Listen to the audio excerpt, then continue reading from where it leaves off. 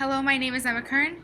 And I'm Truman Butler. This video will contain a step-by-step process on how to write and insert your intro, as well as what not to put in your intro.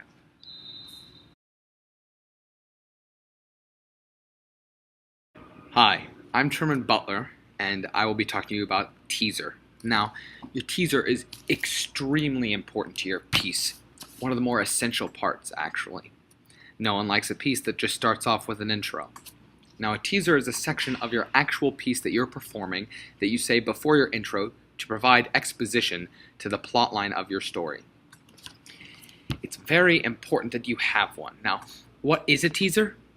A teaser is a section of your piece before your intro. Helps clue in the audience on what your piece is going to be about. You have to make sure you pause after you're finished with your teaser and going into your intro, however, because your intro and teaser may mix together, especially if you have a normal character voice. You might confuse your judges or your audience as to when your intro is starting and your teaser is ending. Where you look and your body language during your intro are both very important things to think about. You should always be making eye contact with your judges and audience to make them feel more connected and make them more interested in your piece. You shouldn't let your eyes wander, and you also shouldn't look at the ground or at the ceiling. Your body should be relaxed during your intro, and you should be acting like yourself, using hand gestures if needed. You can use blocking, especially if you're using it for a comedic effect, but don't do anything too distracting, and make sure if you have a partner that is synchronized with your partner. I don't know what else to say. There are many important steps that you should take in order to write a good intro. The first step would be to find a theme of your piece. The theme of your piece should be a lesson you want your audience and judges to take away. This is very important in what your piece should be based around. The second step would be to connect it with your own life or humanity in general. You should use a story from your life or an experience that a lot of people will be able to connect with.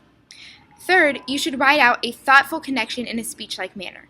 Make sure to connect your story with your background information seamlessly so your intro doesn't seem choppy. Fourth, add background information if necessary. If your piece is confusing, any part of your piece needs clarification, or you need background information in order to understand your piece, make sure you include this in your intro. Add a joke if it's a humorous piece. You can add a joke almost anywhere in your intro, and if you have a comedical piece, you should use a joke somewhere in your intro. Sixth, revise and write your final intro. Make sure there are no grammatical errors in your intro, and make sure that it all makes sense.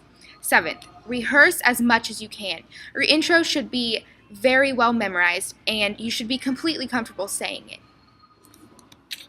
Those are the steps.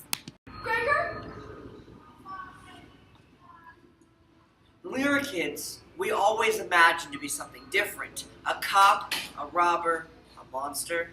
What if our imagination came true? What if we went through a horrible metamorphosis? What if this metamorphosis led to our family's hatred, resentment, and eventual murder of us with the thing we loved most?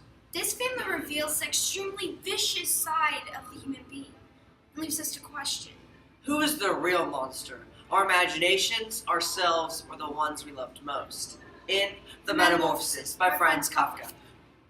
Hi, Truman Butler again, and now that you know how to properly form an intro, here are some cliches and do-nots to do in your intro.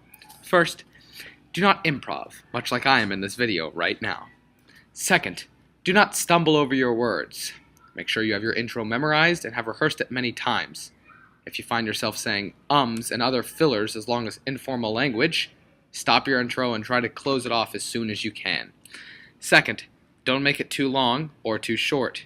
It should be roughly 20 to 50 seconds. Any longer than that, your audience will get bored, and no one likes a boring piece. Any shorter and your audience would be confused as to what's your intro and what's your piece. Make sure there is a teaser. Much like I talked about earlier, a teaser is vital for teasing the beginning of your piece and also separating your intro from the rest of your piece. Avoid cliches such as bullying, depression. Your theme should be unique and relevant to your piece. Don't try to twist the theme into a cliche. Though these themes may be popular and relevant in time, try to find a theme that is unique to your piece. No character voices. Your audience could get confused as to, is this your intro or is this your piece? So try to keep it to your normal talking voice, like the one I'm using right now. Hi, I'm Truman Butler. And I'm Emma Kern. And now you know how to write an effective intro. Thank you.